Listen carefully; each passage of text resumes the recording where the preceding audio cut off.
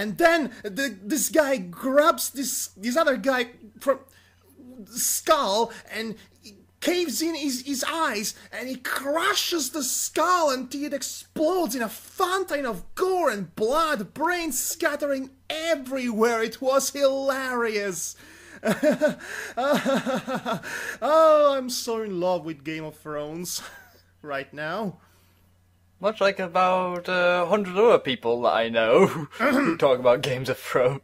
Well, there is a good reason for that. But anyway, on a completely unrelated note, tonight we're reading a fanfiction titled Rise of the Phoenix Empress, which is sort of like Game of Thrones with ponies. So yeah, that's again, it's not related. Completely unrelated. But anyway, okay. So this author goes by the name of Chenga Korodath? Yes, I am not going to question what the pronunciation of this name.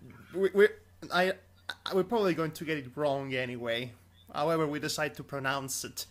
But anyway, a bit of a backstory.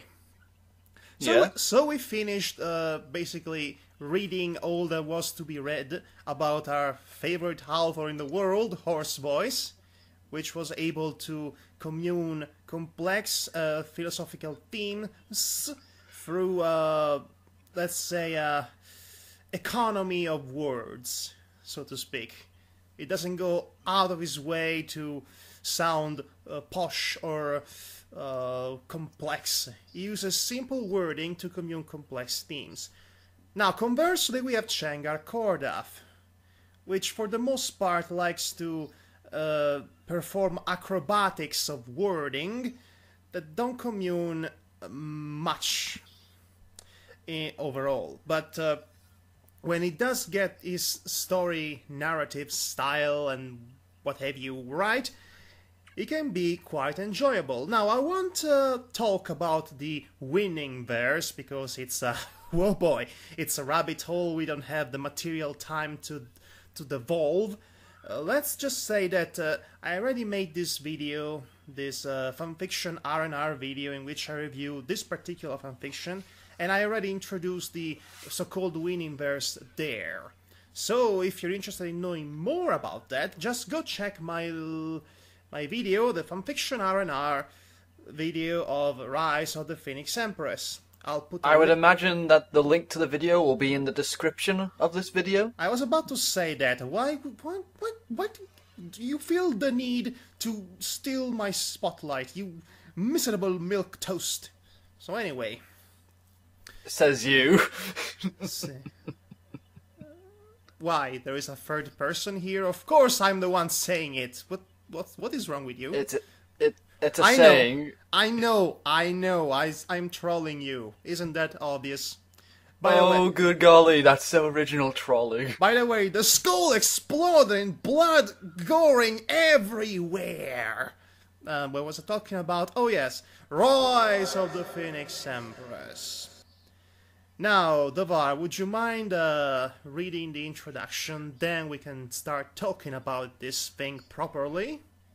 The genres are tragedy, dark, and alternate universe. Yes, Ooh. It's an alternate universe in more ways than one. In fact, you could say it's an alternate universe within a metafictional universe within a fictional universe. It's alternate universeception, basically. Okie dokie, let's get on to reading this lovely summary. Why is everything lovely with you? Why is everything lovely with you? I don't know, because I just love the word lovely. Well, I love the word clusterfuck. Should I say clusterfuck whenever it comes to chance? Yeah, why not? Okay.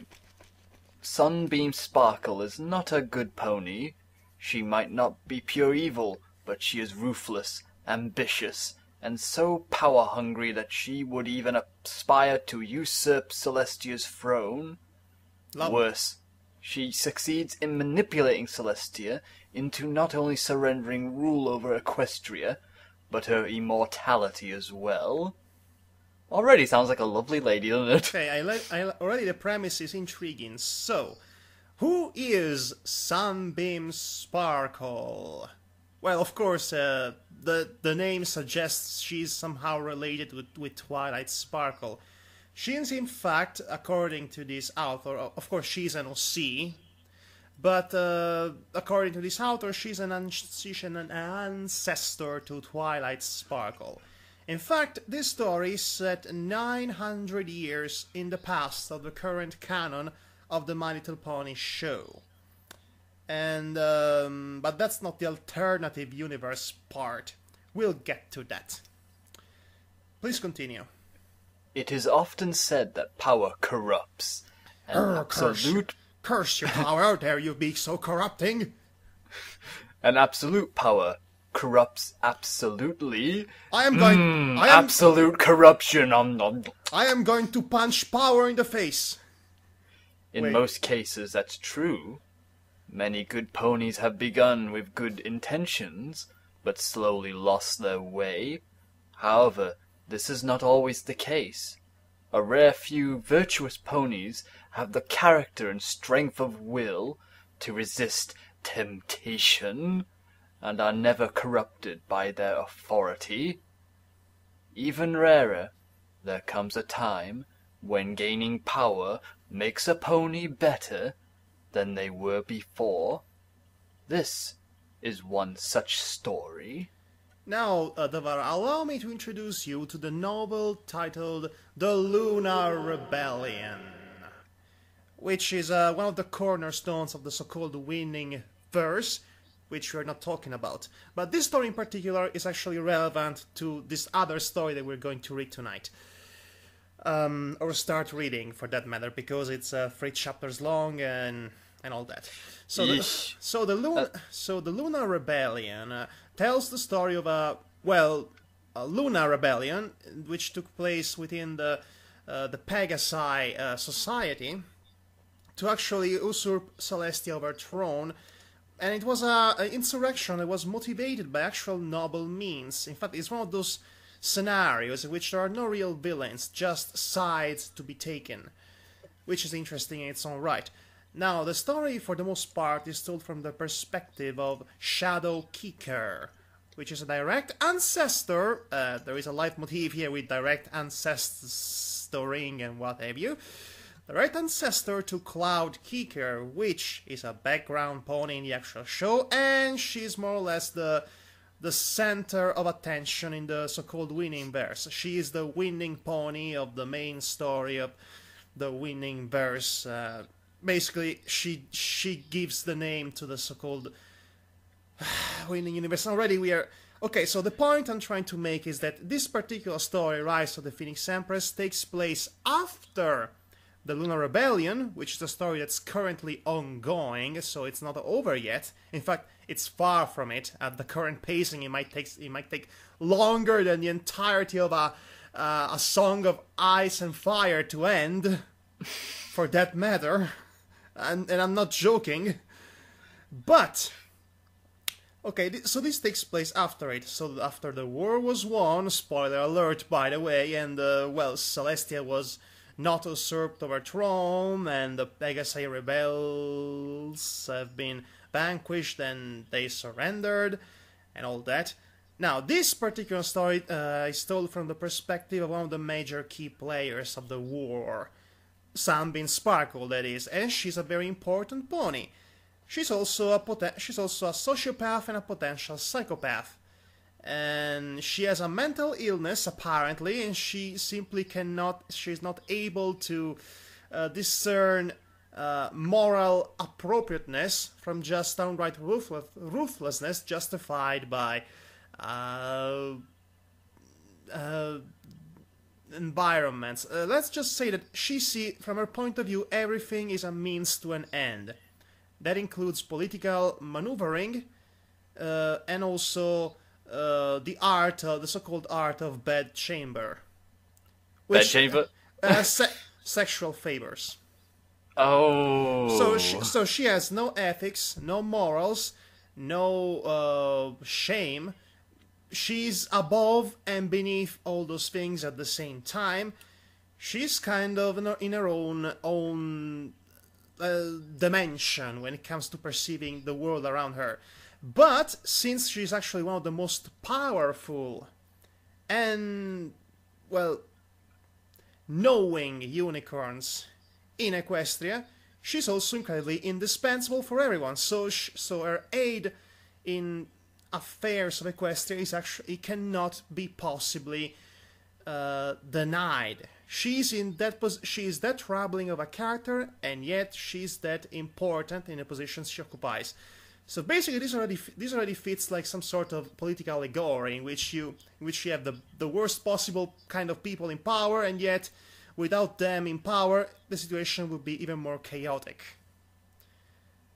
Which I find kind of clever. But enough of that. We should just start reading this story. Yes, and we will. And geez, I just realized it's 13,000 words. Only the first chapter, that is. Yeah, that's what I'm just... Okay, so we're in. And the title of this chapter is called Accidents. Okay, this is where the conflict is set in motion, and our main character goes from being on the top of the world to the lowest possible position in a relatively short amount of time. Now, the story is told from her point of view. And, well, this is how it starts. I murdered Princess Celestia. Well, that's a great way to start. Sure, caught my attention immediately. By the way, two can play at this game. I killed Mozart. See? I deafened Beethoven. And you obviously didn't get the reference. I'm just being silly. Yeah. I betrayed her and usurped her throne. Now I rule over Equestria as her successor, beloved by all her former subjects. They do not know of my crimes. I am the Phoenix Empress, Her Imperial Highness, Sunbeam of House Sparkle, first of my name, and this is my confession. Sunbeam, sunbeam sparkle, sunbeam sparkle, sunbeam sparkle, sunbeam sparkle, sunbeam sparkle, sunbeam sparkle, sunbeam sparkle.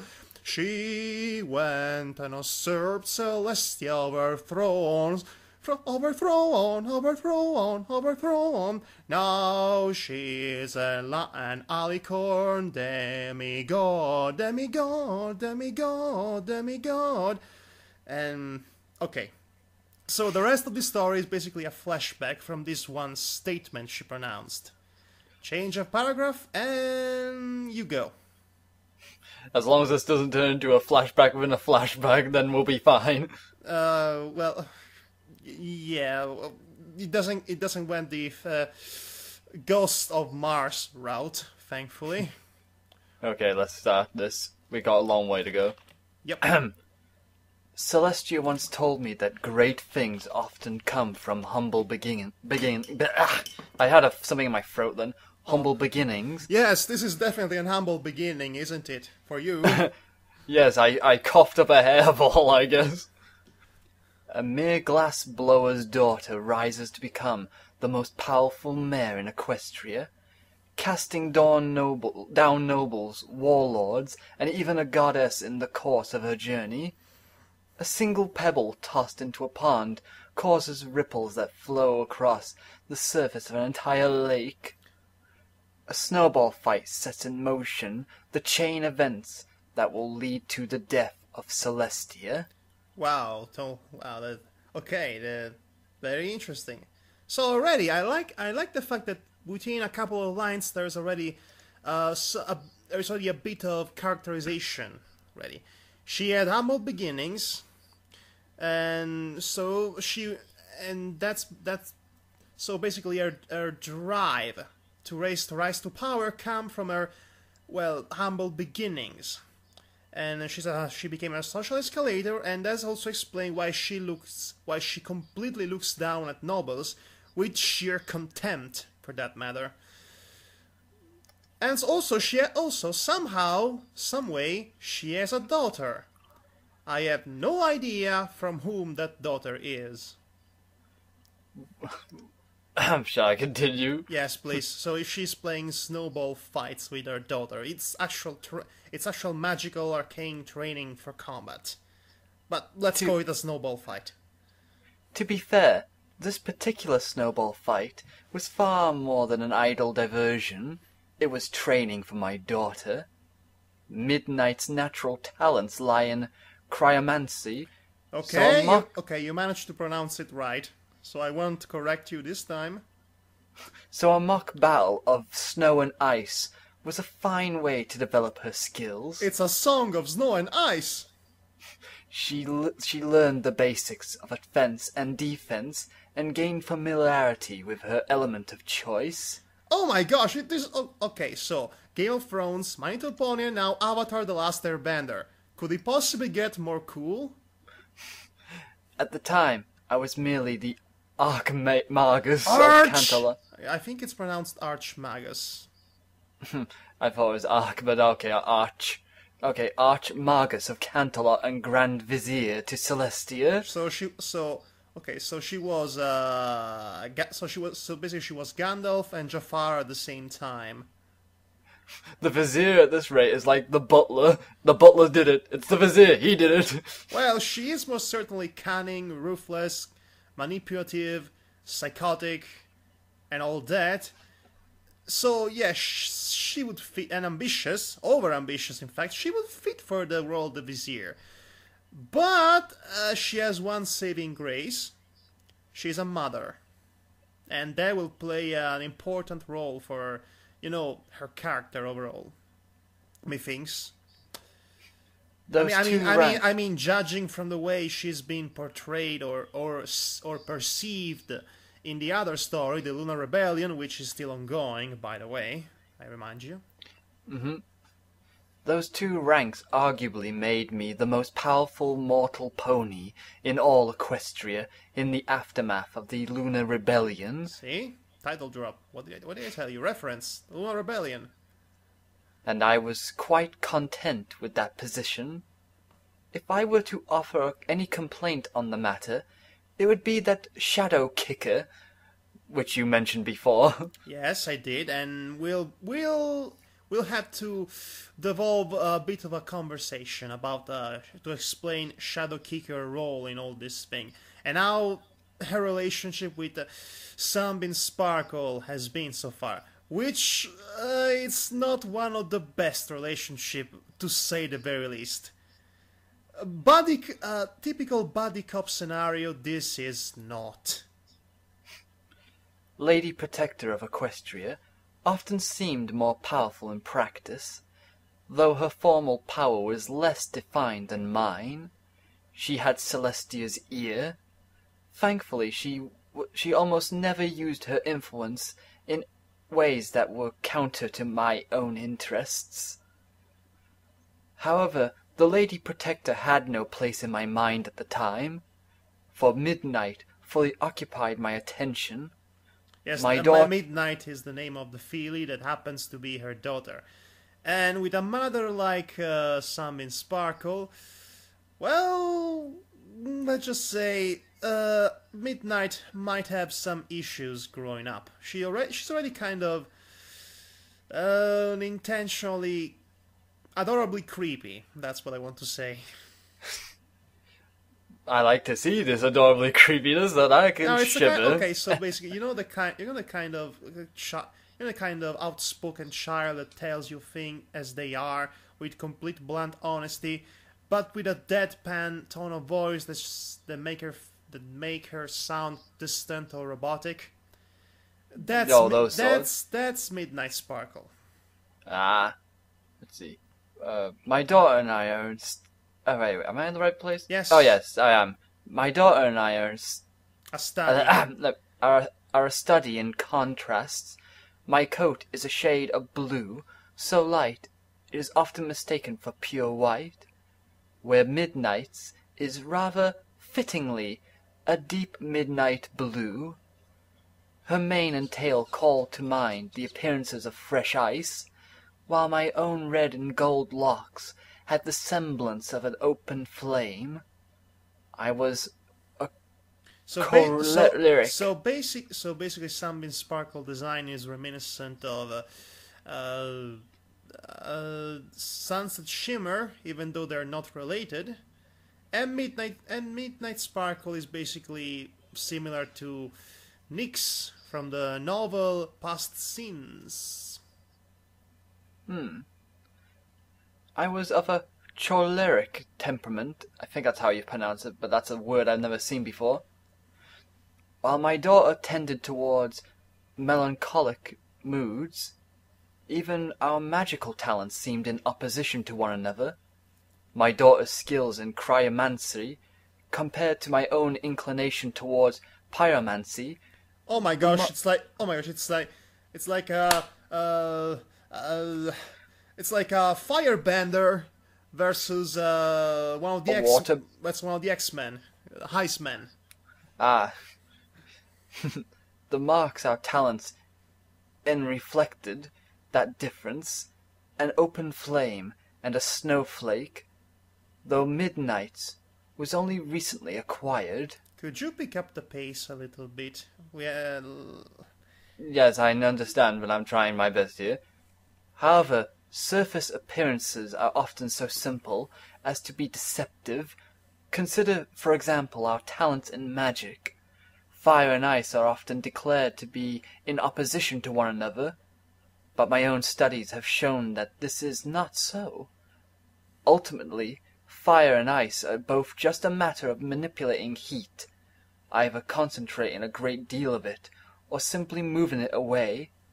Regardless of the result, the methods used to achieve it are almost entirely the same. Now, in my review of this story, I pointed out how much I like this particular passage, because it's an excellent analogy for the relationship that mother and daughter have, which seems completely contrasting on a naked eye, but on a deeper level, it's actually more profound and more complex. They're more united and more connected than appearances would lead to suggest.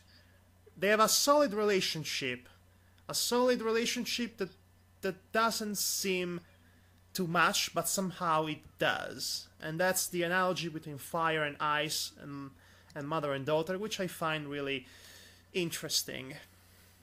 Yeah, I can see that. Okay.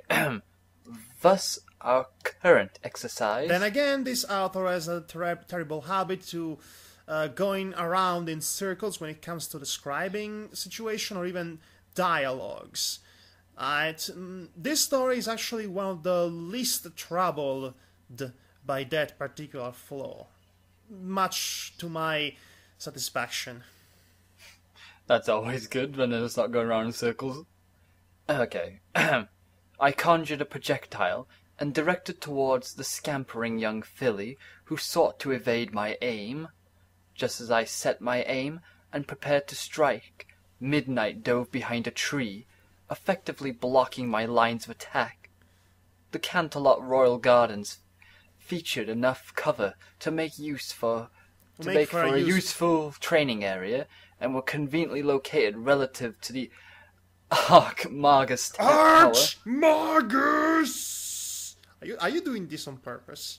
No, I keep on getting confused because I've been using one term for years. Don't worry, Devar, I'll help you out. Every time you get the word wrong, I'll slap you in the face. Oh goody, that sounds like it'll be a lot of help, that will be. Where would I be without you? And don't you ever forget that. Let's see. 'Twas a minor annoyance. Oh yes, expect a lot of classic English text from this story, especially when the characters start talking. I was taken off guard because I didn't know whether this was actually going to be dialogue spoken by someone else for a moment. Okay, 'twas a minor annoyance. The objective of this exercise was to refine her magic, not enhance her mundane dodging skills. Okay, insert Dragon Ball Z abridged joke here about dodging. You didn't want to go the extra mile going, dodge! Yeah, sure, whatever. I mean, it is so obvious.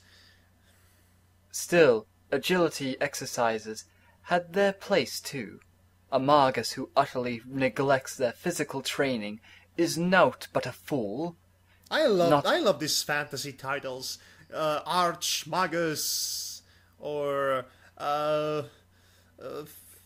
Grand Vizier and what have you. well, they're all Or one of my favorite, Master of Coins. I love that title for some reason. It's like saying, "Hey, is the guy in charge of the Ministry of Finances?" But Master of Coins sounds way cooler. yes, he's Scrooge McDuck. He's rolling in the money. Not all attacks can be magically deflected, and even when magical defenses will suffice, there will be times when one's magic would be better served by directing it towards another purpose. Thankfully, my daughter was not so physically adept that I could not simply predict her course and compensate for her movements. The projectile struck her upon the muzzle, and promptly dissipated into a mess of powdery white snow that scattered all over her mane and face. Yeah, scattered all over, just like the brains from the skull that was shattered in a million pieces. And yeah. You're just gonna reference that every time I do. It was fantastic.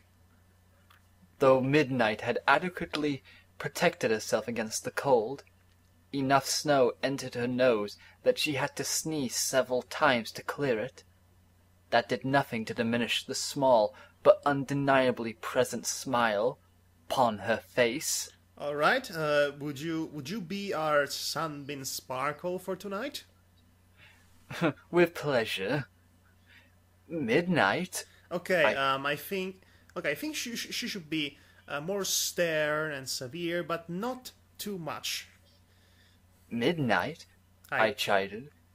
Thou didst not even attempt to defend thyself. Do recall that this is a training exercise, not a game. Exactly. Now let's go back playing this snowball game. Can it not be both? My daughter inquired, as she set about preparing her own counter-strike. Learning and enjoyment are not mutually exclusive goals. They are not, but one must be mindful of priorities in the matter. Since we began this particular training regime, regiment. It just there was not a T at the end. I think somebody just established a training regime. We must overthrow the tyrants that wants to train us until we're nothing but bulky bros from a gym with a gym subscription and that end each and every sentences with the word bro. Yo, bro. Though an entertaining lesson can often settle in a student's mind far more effectively than yet another unengaging lecture. I think you jumped a sentence.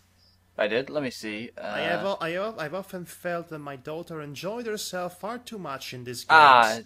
You just admitted that these are games, even though you said they were not a moment ago. Yeah, sorry about that, folks. I ended up losing my place for a moment there. After the entertaining lesson, an engaging lecture. Okay. One must take care. What must take care that the entertainment does not overshadow the lesson. I should pronounce overshadow, because this classic English text seem to be missing a few letters. Yes, that confuses me a bit slightly, so I tend to try and make it silent, those second letters, but yeah. Though Midnight was far better disciplined than most ponies her age, she remained a filly at heart, and was thus easily distracted from her work when given a chance for idle play. Midnight hurled her own projectile towards me, which I easily blocked by conjuring an ice barrier. When next I struck, she produced a half-formed barrier of snow that did not stop my snowball completely, but did succeed in deflecting its course enough that it failed to strike her. As she was not struck, I counted it as her victory. Well done, Midnight. Now canst thou penetrate my defence? My daughter frowned in thought. I'm sure it's an adorable frown. Sitting upon the snow as she considered her options. Experience told her that a straightforward conventional attack was unlikely to succeed. I have gone into battle against cultists, warlocks, and the very avatar of Nightmare Moon herself. Geez, I want to read this now. Okay, don't ask because I don't know. The Lunar Rebellion story is far from being being even remotely close to this so-called Nightmare Moon avatar, of which existence baffles me to this very day. I want to know more about it, but like I said, that's the problem, because the Lunar Rebellion is still ongoing. We haven't gotten to this part yet, and already this story here basically spoils everything that could be interesting about this. So the suspense is actually, let's just say that the suspense or the tension is not in the Lunar Rebellion, is not focused on who's going to survive and who's going not to survive, like in Game of Thrones. Now the suspense, the point of interest is the characters' interactions, which is an interesting statement that the story makes. Okay, I was just going to say really quickly that maybe it's an alternate history. This already kind of is an alternate history. So what? Is an alternate history from the alternate history? Yeah, why not? Alternate historyception? No, why not? Okay, a mere snowball would never break my shields, unless I allowed it. If I was to be beaten, it would take something on a grander scale. Like that meteor that came close to the Earth in Avatar the Asterbender, enhancing the power of the Firebenders to the point that they can basically burn entire fields and continents. Would that be enough? I think that'd be more than enough.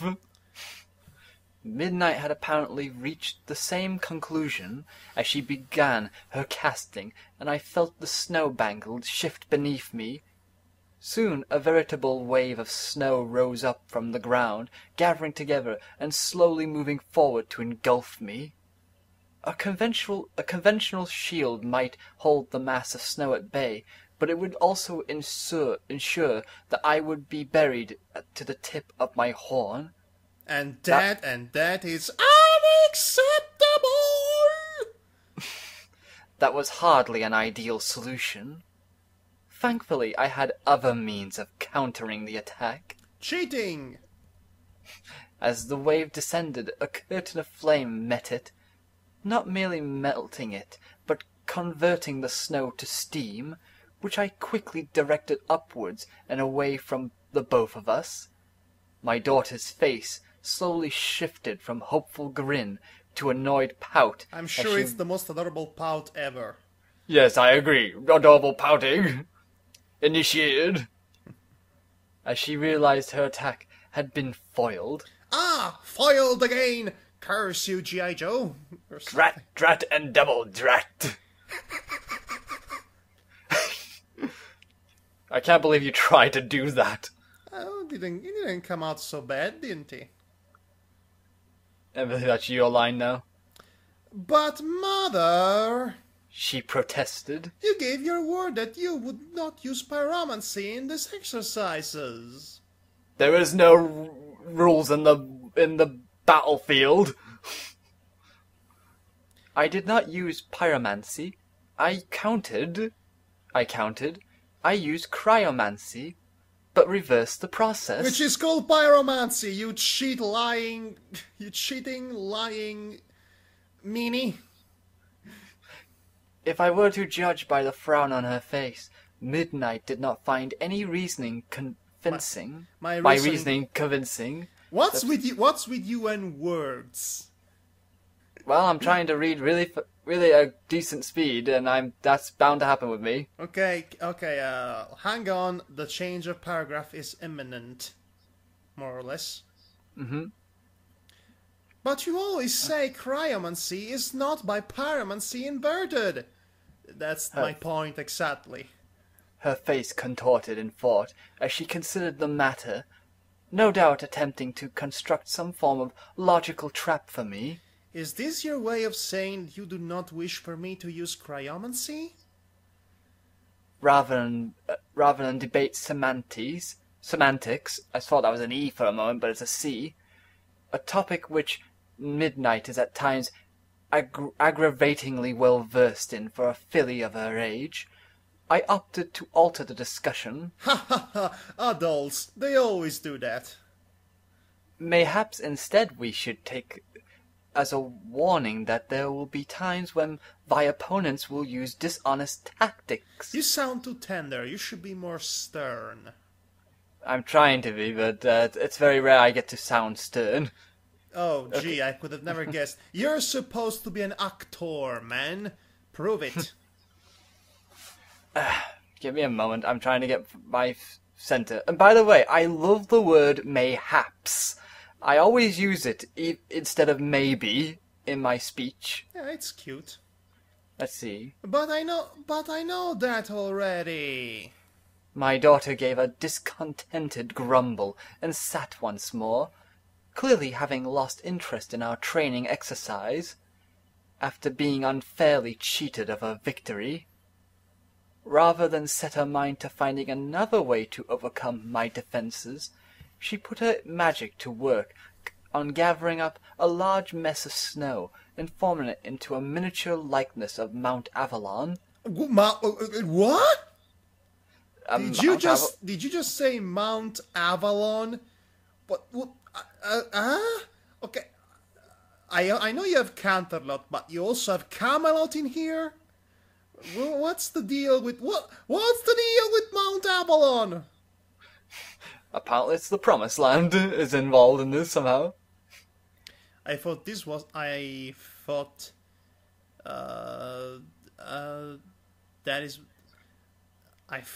Equestria was the Promised Land, you know, and the pony found it like eons ago, you know.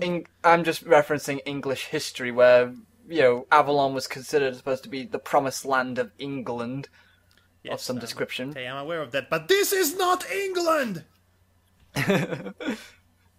Then set to work putting Canterlot in place on the mountain side. For that matter, this is not even the Midlands from Berserk. Not even close. Despite Midnight's obvious loss of interest, I was not prepared to let the matter drop yet. I caught her eyes and delivered a challenging smirk. If thou didst know the danger of perfidy, then why didst thou fail to anticipate that I might use pyromancy? My daughter thought carefully on the matter as she completed her recreation of Canterlot. Once the city and royal palace were completed, she set to work recreating the lunar siege camp that had surrounded the city a mere year ago. A year ago?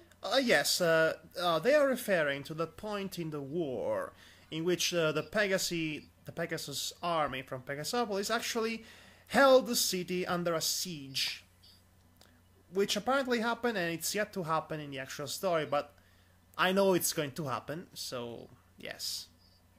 'Twould seem that memories of the war yet lingered in my daughter's mind. And yet to happen in the story of Lunar Rebellion, that is. Otherwise, I had to specify that, otherwise this already is confusing as it is, so. Mayhaps her unusual choice in regard to her artistic endeavour had caught my attention, as I was quite unprepared for her response to my question. Because thou art my mother, and I trust thy word. Okay, Aww. okay, Davar. We all in 3, 2, 1. In 3, 2, 1. Oh. Trust, one of the rarest and most precious commodities in all the world, and yet given away all too readily by children. I do not know whether to be concerned by my daughter's naivete in granting me her trust so easily, or honoured that she felt me worthy of it. Regardless, the simple matter-of-fact manner in which she delivered her statement, as if it were the most natural thing in the world, struck a chord with me. Perhaps we have learned enough for the day. I settled into place next to my daughter, and after a moment's consideration began adding further details to her creation. While my daughter is a skilled cryomancer, she does not yet have the delicate touch needed to manage a perfect recreation of Canterlot and its surrounding environs, though I expected she would one day equal, or perhaps even exceed my achievements. For the moment her raw potential was insufficient to match my far greater experience in magical arts. Okay, why are you stating the obvious? I mean, you are the adult, she is the filly, she's the one learning, so I think that kind of goes without saying.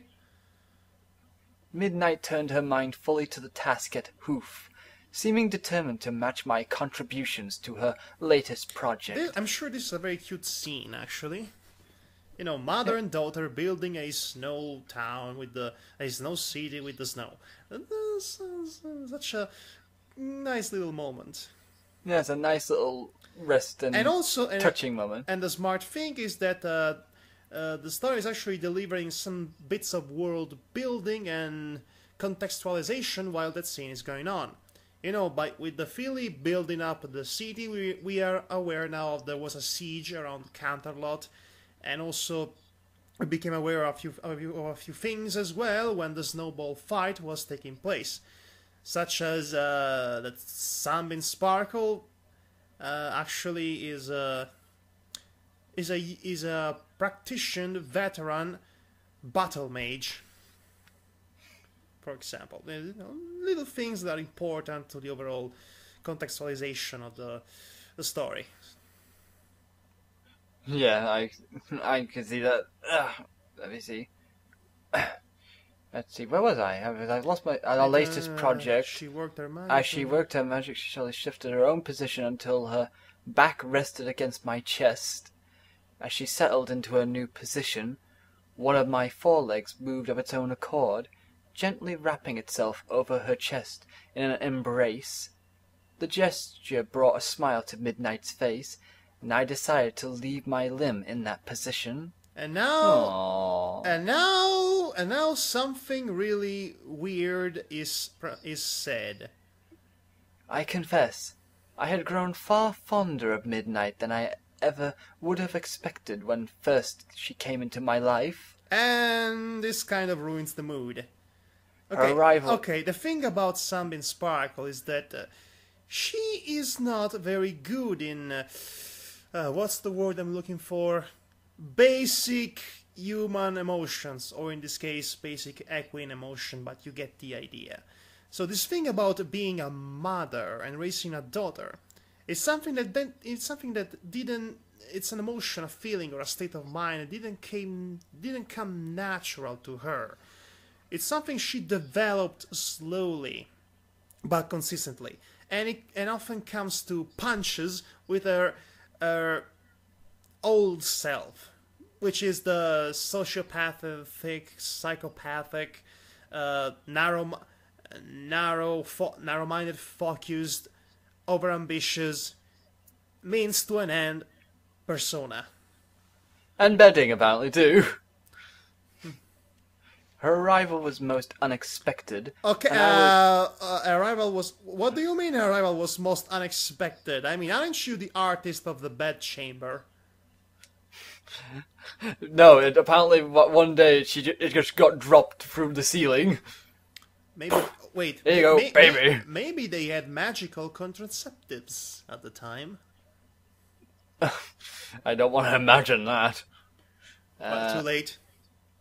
And I was ill-prepared for the trials of raising a newborn foal, especially absent a second pony to share the burden. Who's the father or the mother?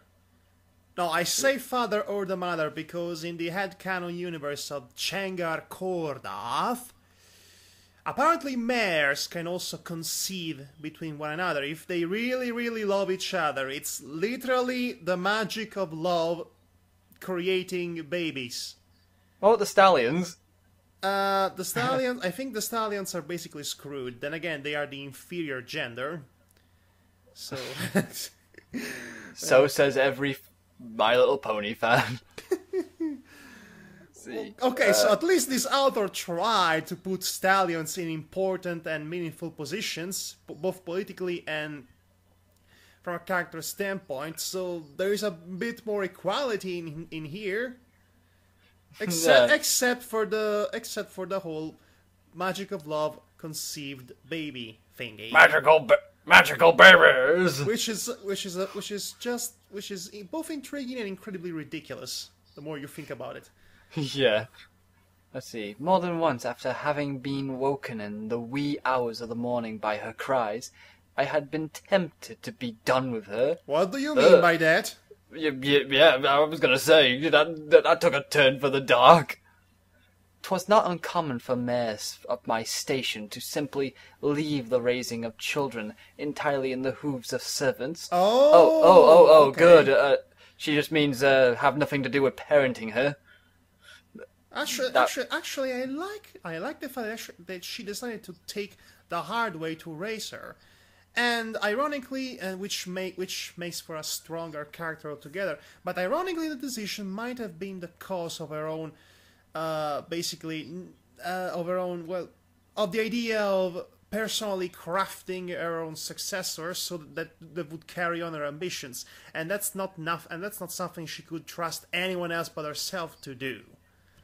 So again, means to an end, but from that starting point, then later on comes the emotional attachment. However, I had persisted in rearing her as best as I could, whilst attending to my other duties as Archmagus and Grand Vizier. Slap in the face! I dodge your slap. I dodge it again. Waha! No, I will not take the slap. With any other ruler, the task might have been impossible. Hey, what's that? No, I'm not bothered. I'm reading. With any other ruler, the task might have been impossible. I took this time. This time I took you. I stare a hole right through you, good sir. I cannot see you. Well, just think about it. I'm staring at you really intently with my sunglasses on. Okay, I'm totally imagining that. Anyway, but Celestia seemed quite willing to make allowances for Midnight rearing. You mean to tell? You mean to tell me that Midnight's? You mean to tell me that Celestia is giving money to Midnight? Is this alimony? Child support? Actually, okay, so this needs to be explained a little bit. Celestia, Sunbeam Sparkle has been some sort of a pet project for Celestia. Now she is convinced. She's been convinced for several times that she can actually improve her personality or even save her from her own hopelessness, so to speak, by actually keeping her close to her. That's why she's been in a position of power for as long as she had. Also, the daughter, the addition of the daughter into the picture actually gave her Celestia more hopes that Sunbeam Sparkle would improve as a person through the experience of motherhood. And it's also worth noting that Sunbeam Sparkle actually takes her daughter everywhere she goes. And I do mean everywhere. Even in the... Even when she has to have intimate encounters, she still brings her along. She doesn't... I would assume she would wait in another room, but she doesn't really have put much distance from her. The reason for that is because at some point she was kidnapped by her enemies. So, Sunbeam Sparkle answer to that situation was to explode into an uncontrollable wave of fury and rage, and basically burn to the ground the kidnappers and saving her daughter, and it was some sort of a fire-breathing inferno of Armageddon because you don't cross her. So after that, her daughter basically never left her side. The fact that you said that even when she goes, has a liaisons, that it just makes me think, okay, Midnight, I hope you're taking notes on this. I think I'm going to take a shower. Anyway, let's see, where was I? Allowances for Midnight's rearing. Okay, somehow I had grown quite attached to the young filly over the years. Somehow I've grown quite attached to the filly. This phrasing is brilliant. I mean, it says so much about this character with just a few words. Yes, certainly does. It certainly said that there. Over the years, she had been in my care. Of all the titles I so eagerly sought and claimed, I had never thought I would place any value upon one that most mares would come to possess. Mother. I was rudely jarred from my thoughts as a snowball struck the back of my head. Oh, sneak attack! Yeah, she did a U. Dead! The triumphant grin adorning my daughter's face made the cause plain enough. 'Twould seem that my brief moment of sentimental distraction had left me vulnerable. That would not do. With a single spell, a dozen fresh snowballs came into being, each targeted at a young filly who was beginning to grasp what a dangerous foe she'd aroused. Well played, my daughter. However, since thou art so eager to resume thy lessons, let us begin by redressing the balance. O fortuna, velut luna, stato variabilis. Because it's a snowball Ragnarok. Okay, so there's finally a change of paragraph, so now I can narrate. Yep. Madhog gets to shine and look pretty for the stage. It's pointless, nobody can see me anyway. Enjoyable as teaching my daughter was, my duties as Archmagus, see how it's pronounced, Archmagus and Grand Vizier required my attention. As such, I attended to Queen Celestia at court. So at the time she was called Queen, or maybe... No, wait. Nay, 'twas Princess Celestia now. I still did not grasp the reasoning behind her choice of title. Actually I do, because I have the context for it. Okay, in the Lunar Rebellion story, and yes, we're still going to the Lunar Rebellion novel because it's a fundamental point of reference.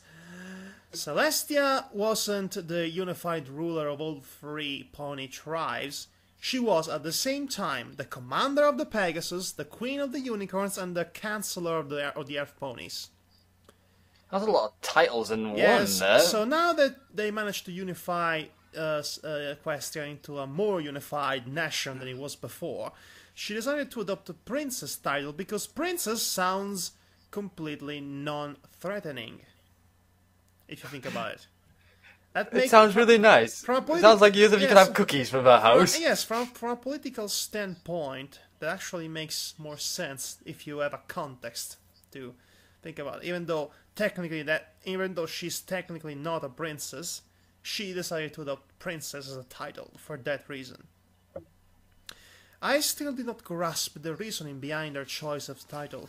Unicornia had been a kingdom in its own right, yet when the unified equestrian crown was established, she took the title of princess, a demotion on the scales of nobility. If anything, she should have styled herself as the Empress of Equestria. 'Twas only proper, now that her royal authority extended over all three pony tribes.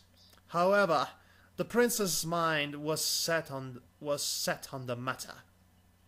I have always possessed rather mixed feelings regarding my attendance at court. The opportunities for intrigue and advancement within Celestia's palace were considerable, and I was indisputably a master at the games ponies played. Oh, you went to the equestrian games. I see. Also, I have to make this joke. It's a game of ponies. And in a game of ponies, you either win or you win. You win either way. It's a win-win situation. However, since the Lunar Rebellion, my taste for court intrigue has soared. Soured. Soured. See, I can do it too. Oh, shut up. I suspect it had less to do with any distaste for politics in general. Rather, I had become a victim of my own success. All my enemies lay beaten and destroyed, and those few goals which I had not yet attained simply required time to bring to fruition. Shadow was the only mare who could challenge my standing in Celestia's eyes, and she rarely cared to do so. On those occasions where our desires clashed, we had developed the rather distressing habit of meeting and amicably resolving them.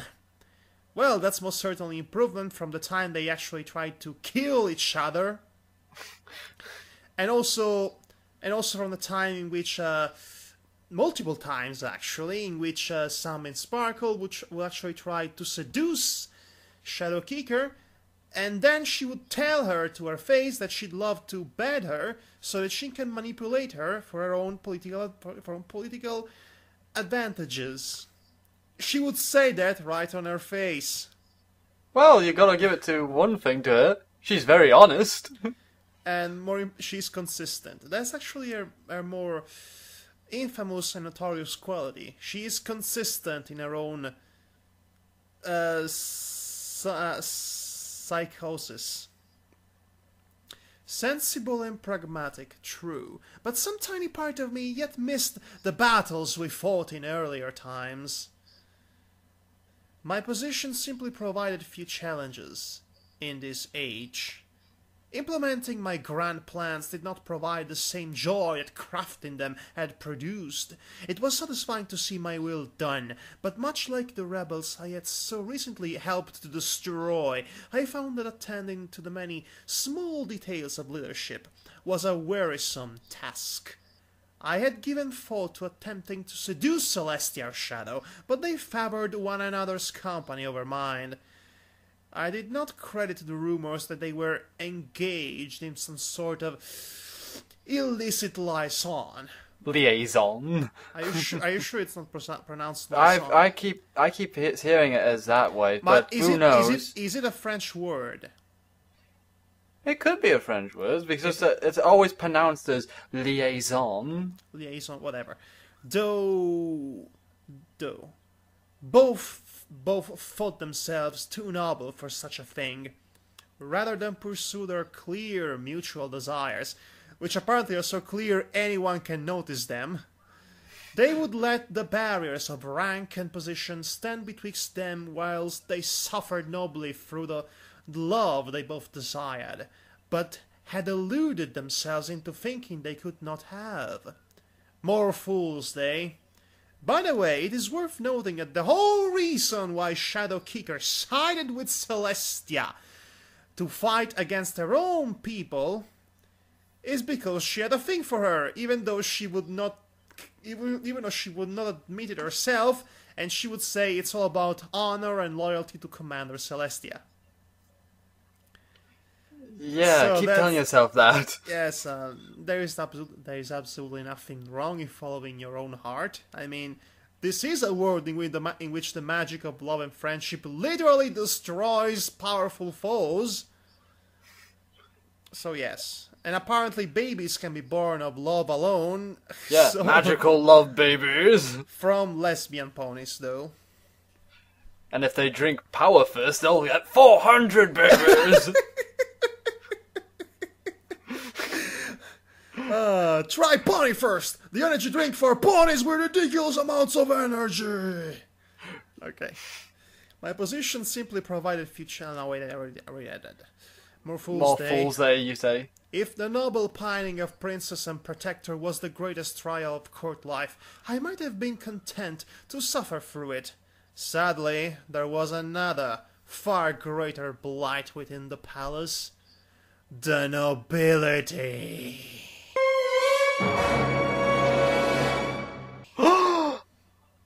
Not the nobility.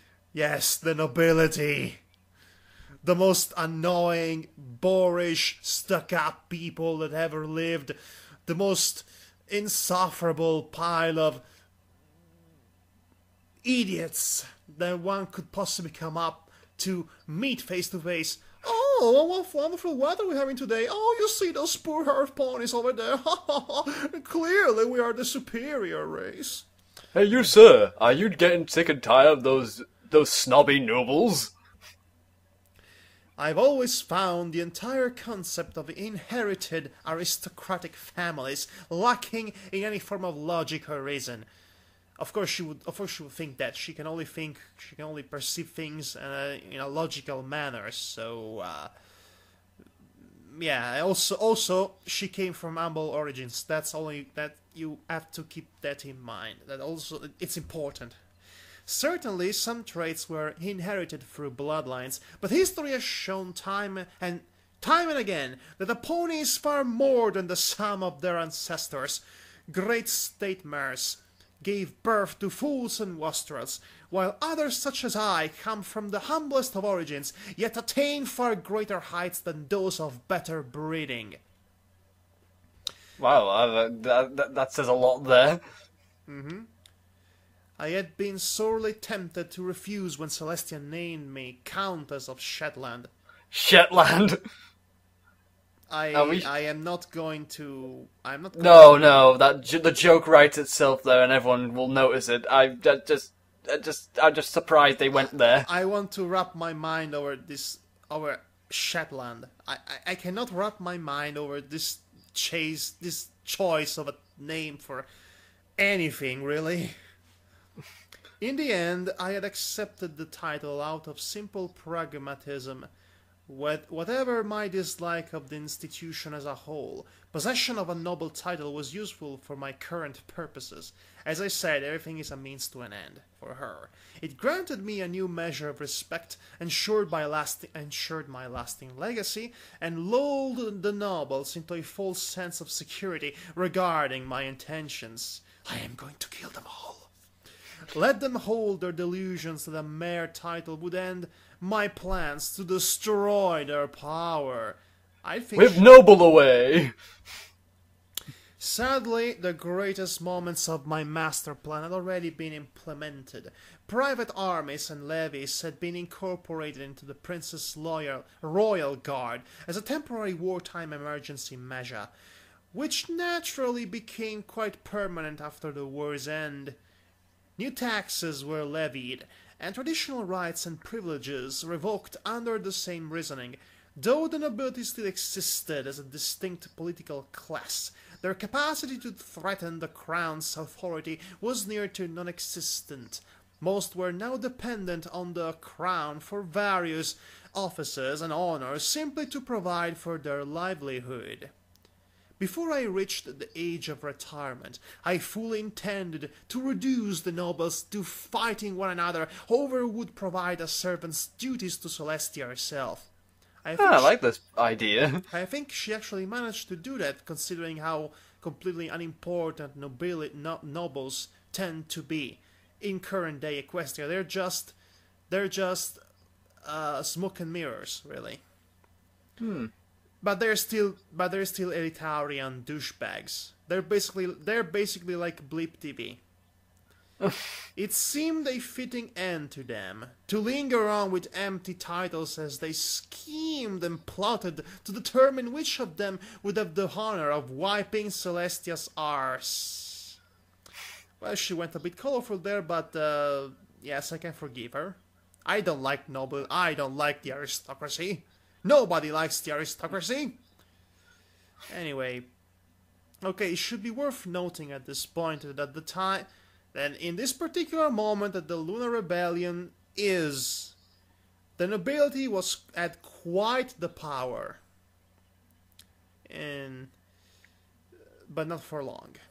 To my current dismay, my plans simply required too much time to bring to fruition. The process was, barring a radical shift in equestrian politics in the next few decades, as inevitable as the rising and setting of the sun, but it could not be done with excessive haste. Tighten the noose too swiftly, and one's enemy might grasp that the hanging is imminent. Thus I would be forced to endure the prattling of fools who only held a position at court by virtue of their ancestry. I like this term, the prattling of fools. Yeah, I like that term as well. The prattling. At least there would be other magi there alongside the nobles. Sadly, politics being what they were, every other magus looked to me with hungry eyes. Oh, well, a reputation precedes her. Yeah, one would hope that they don't mean as in those sort of hungry eyes. Like, put her on a dinner table. Sure. Coveting the office of Archmagus. Oh, yeah. That. My every word and action would be weighed and measured, searching for a sign of a weakness to exploit, or barring a sign of who I might favor as a successor. A successor? I thought you were about to... Never mind. Well, what? Never mind. Now you have to tell me. I thought you were about to say successor. Oh, okay. For a moment there. That's nice. Little did they know that I fully intended to retain the title until my daughter at sufficient age and experience to inherit it. Inherit it.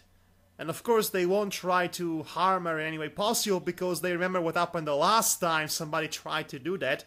She burned them to a crisp. The business of the royal court moved slowly this day. The official matter before the princess was a number of appointments to minor offices. I had already discussed the matter with her and Shadow both, and a list of candidates had been approved.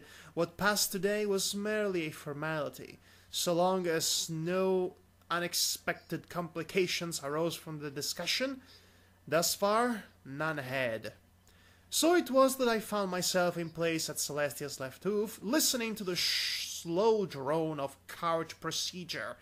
The raised dais upon which the throne rested provided me with a fine view of the entire room, save for the angle blocked by decorative columns. Curse you, decorative columns! I cannot see what's happening on the stage.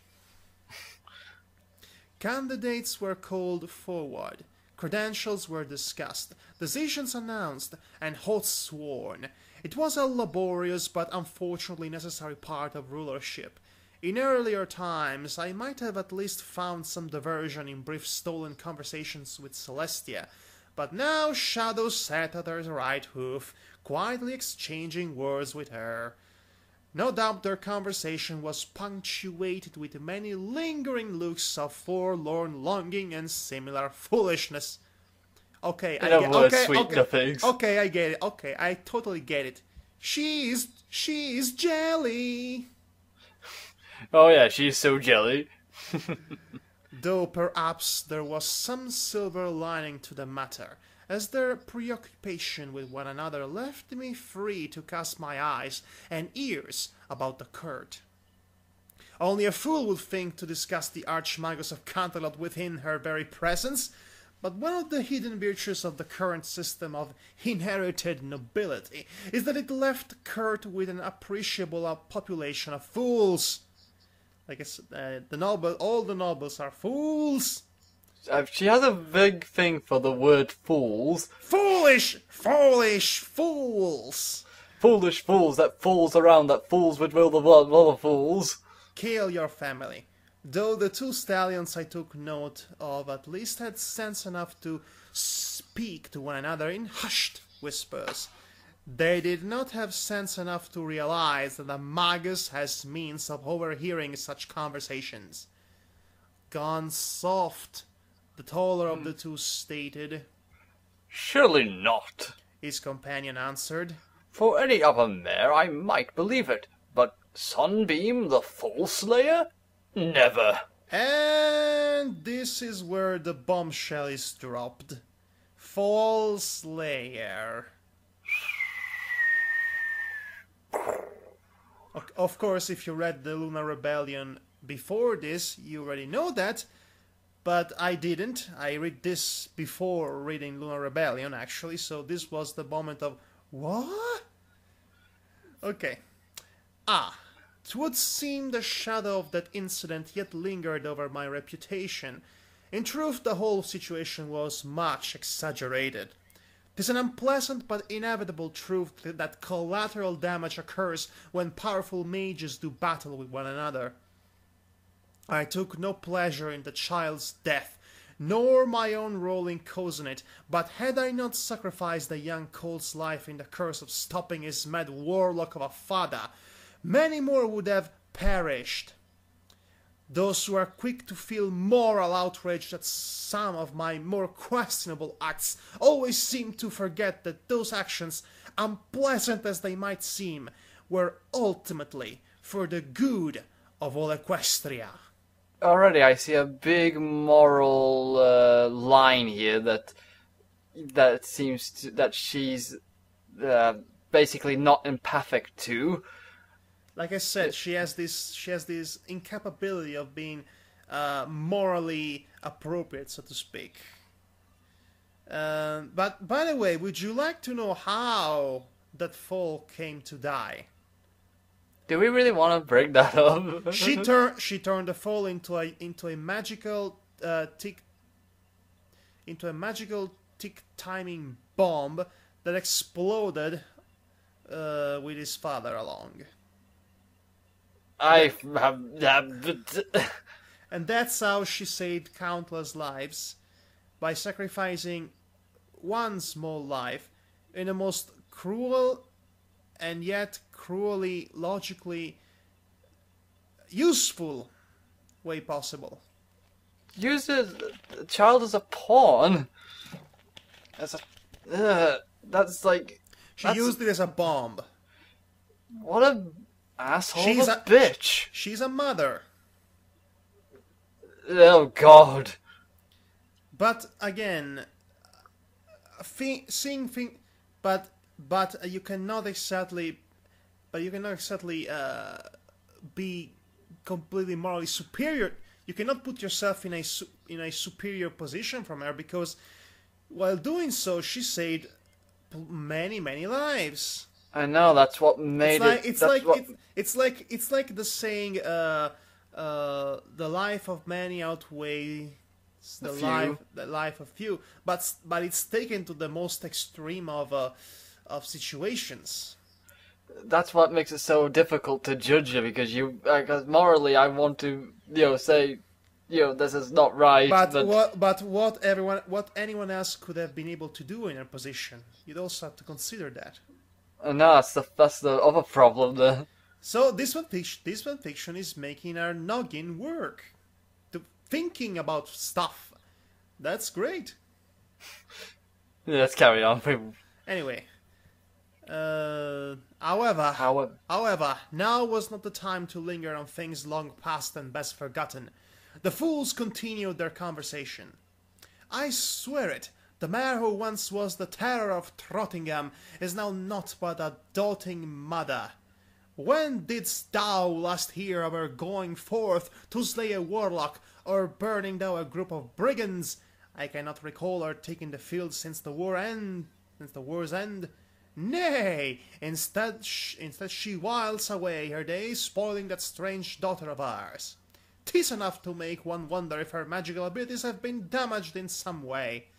You would not want to find out." She might do a demonstration with you. With on your flank. So that was the topic of their discussion. Ponies are endlessly confusing at times. If I go out into the world, I am a little better than the monsters I hunt. Now I spend my days governing and training my daughter in the ways of magic, and am not but a tired old dotard? Aggravating. Okay, this is interesting because okay, she is genuinely baffled by pony behavior that she cannot understand because she's incapable of basic. On one hand, she's capable of basic moral obligations pre-imposed by society, I might add. But on the other hand, she acts upon logic and pragmatism, and she cannot understand. And really, she cannot grasp the idea that, simply put, people are always people thinking. It's always one extreme or the other, and it's hard to grasp. But it's like this. I mean, you do something, you're bad because you're doing something, and now you're doing something else. Now you're bad because you're doing the exact opposite of what you were bad before, and when you're a political target, it's like that all the time. Okay. Yeah, that's kind of a bit of a long thing there. Okay, I rambled more incoherently than I usually do, so okay. Still, for all the foolishness. Oh wait, I'm sorry, I meant to say for all the foolishness of the conversation, their sentiments were of some small concern to me. In truth, I had been so occupied by my duties to the crown and Midnight's instruction that I had not done a proper magus work for some time. 'Twould not do to have my enemies think I had grown old, weak, and soft-hearted. I would need to find a way to demonstrate that I was still every bit the fearsome magus my reputation suggested, lest the appearance of weakness provoke my enemies. Well, we always have the branding stick. I am not even going to dignify that comment. It's an idea and silly. Care would need to be taken with my chosen target, though Midnight was displeased when I was absent for extended periods, so something that would not require an overnight absence. Or I could make plans to face some threat minor enough that I could safely bring Midnight along and make her learning experience of it. So, okay, I love this. I love this. She is basically trying to schedule her time between her daughter and her free time. I love this. It's like every other mother. My line of thought came to an. Perhaps I could even. Oh, I love this. It's a slash here. It's signifying that her train of thought got cut off. It's like, how worse could this even get? That's good. My line of thought came to an abrupt end as I grasped its current direction. I would never have imagined it before, but was it possible that there might actually be some small measure of truth to their words? Why else would I concern myself so much with tending my daughter's needs? This would not do. I would need to put further thought into my relationship with Midnight, and what adjustments might be required. No, don't do that, please. Yes, those are bad thoughts, and plus, you should really learn that your daughter's not a robot.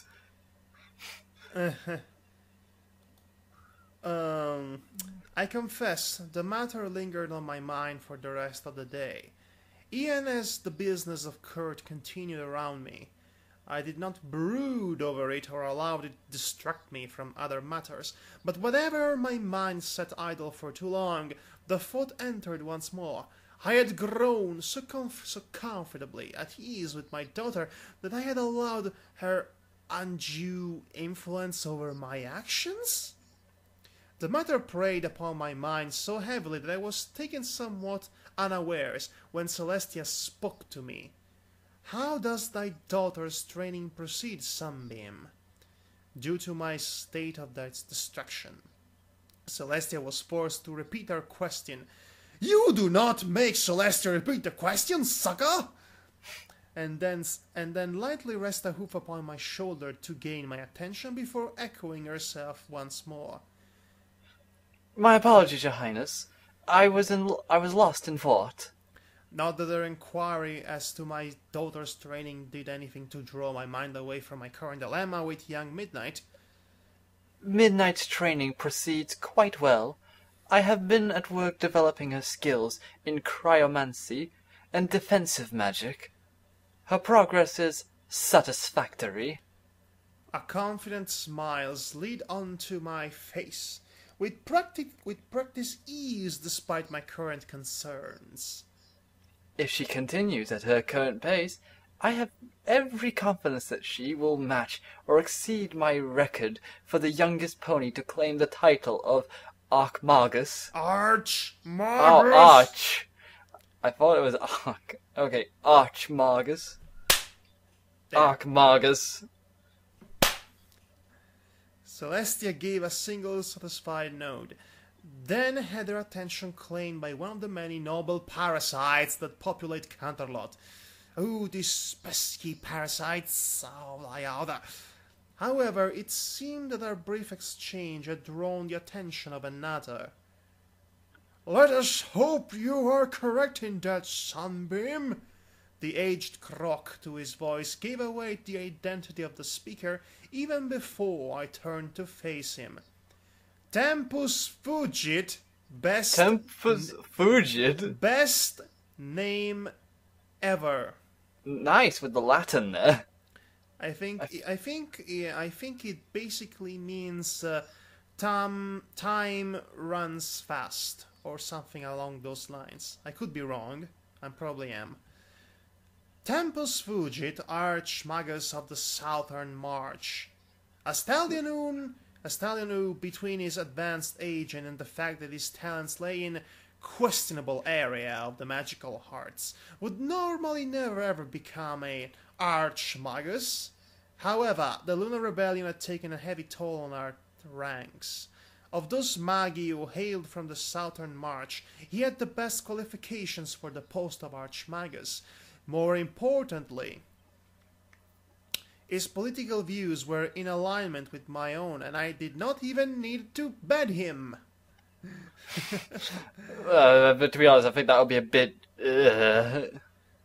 Like I tell you, she has no concept of shame, only means to an end. I'm serious. I'm serious about that. And and I don't understand. And the best part is, nobody, and I mean nobody, calls her or considers her a harlot. I mean, they insult her behind her back in many ways possible, but harlot never comes to fruition. It's almost like bedchamber activities are actually so worldwide accepted as a political maneuver that it's not even worth bringing up in a conversation. I don't know if this is. I don't know if I should be impressed by how progressive this line of thought is, or by how baffling and dangerous this line of thought is. But anyway, Tempus being the best choice reflected poorly on our available pool of candidates. He had been quite content as a researcher far away from the troubles of the world. No doubt he hoped that another candidate for the post would arise, allowing him to return to his laboratory in peace, when he would only be bothered by his pesky sister, who would always come into her secret lab, and she would yell at, "Get out of my lab!"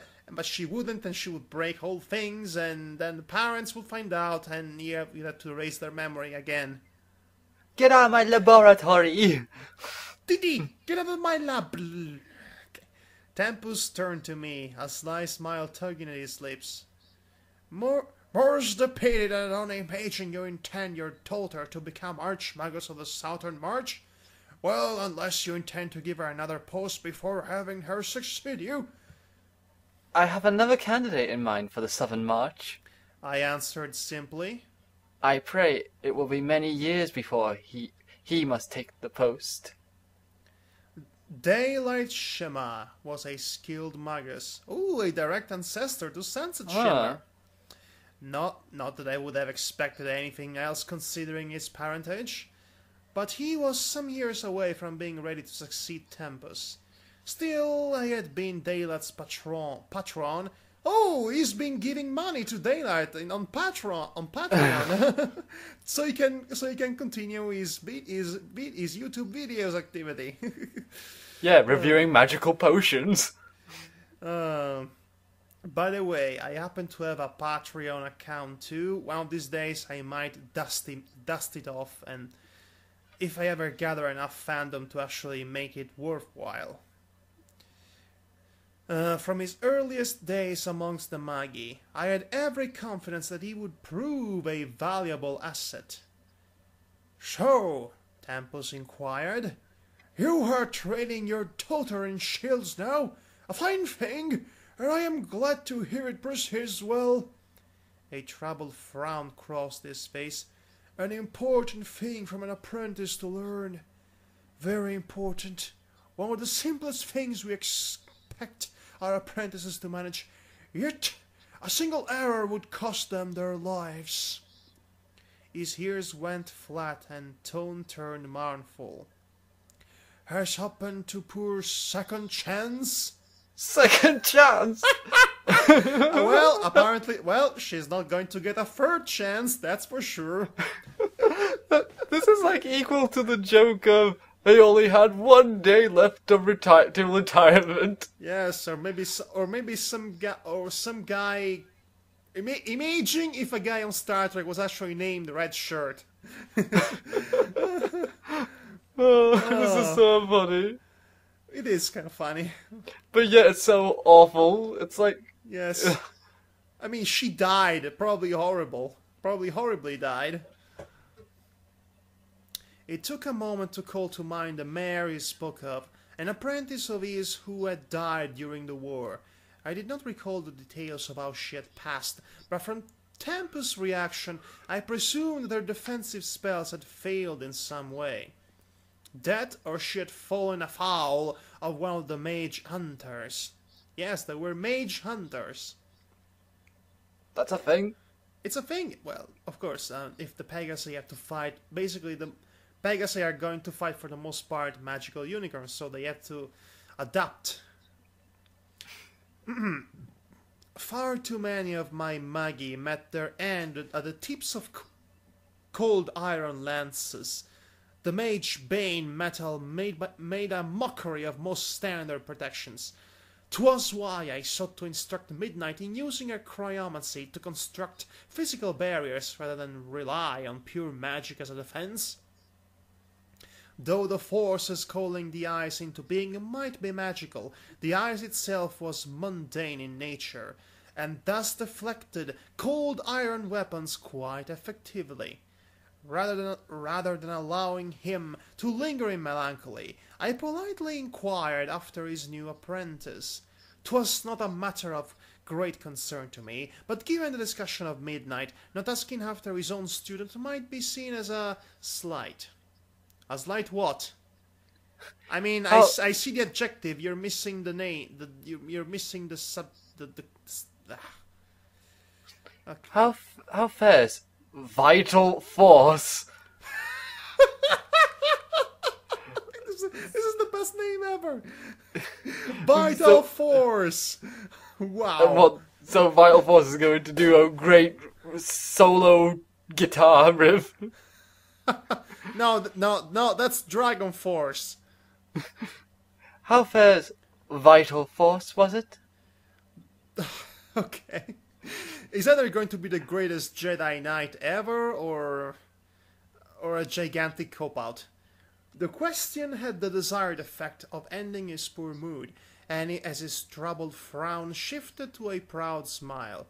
'Tis no secret that most Magi regard their apprentices' accomplishments as a testament to their own skills. Oh, he learns quickly, quite quickly. His talents might lie in healing and restorative magics, but he still managed an acceptable shield with only a week's effort. quite impressive, especially since the spell is outside his natural talents. Awake? Impossible! Inconceivable. I had spent 2 weeks at work with Midnight, and her efforts had only begun to bear fruit. I had met Vital Force in passing, and the cult had not struck me as a magical savant. In truth, I thought him rather undistinguished, certainly lacking in the superlative qualities one would normally expect to find in an Archmagus' personal student. At the time, I suspected that Tempus had chosen an apprentice of such middling ability so that he need not devote much attention to the young stallion's education. Sunbeam Sparkle, you're judging a person from his appearance. That's what the nobility does. Huh? A bit of a hypocrite in that line, then, isn't she? Yes, but then again, aren't we all? And yet, that cult of indifferent skill had mastered a talent in half the time it had taken my daughter. Nay, Midnight has still not even mastered her defensive shields. I could scarcely believe it. Either I had grossly underestimated the cult, or I had allowed my fondness for Midnight to lessen the quality of her education. How much time in her lessons had been spent at idle play? Too much, if others were learning faster than her. Measures would need to be taken. Extreme measures. Immediately. No. Oh God. And you just witnessed the catalyst for the impending catastrophe that's going to happen at the end of this chapter. So basically, her judgment was clouded by a mixture of motherly pride and also basically envious that someone else had a far better student. So this She just doesn't want to look bad, does she? Of course, she cares about these things. So of course, she's going to take measures, and her actions will lead to her inevitable doom. But we barely are halfway through the first chapter, which is very long. So I think this should be a great time to stop reading this, and we shall continue on the other half of this first chapter next time. Yes, we're going to leave you with a very dastardly cliffhanger just when things were starting to really sound interesting, and all the exciting stuff is going to be reserved for the next time. Aren't I rotten? Yes, you are, leaving all the juicy bits out. Okay, so again, put your imaginary whatchamacallit, what's that device that they use to the bookmark, yes. Put your imaginary bookmark on this moment in the first chapter, because next time we're going to continue from this point on. Okay, so Davar, thoughts up until this point?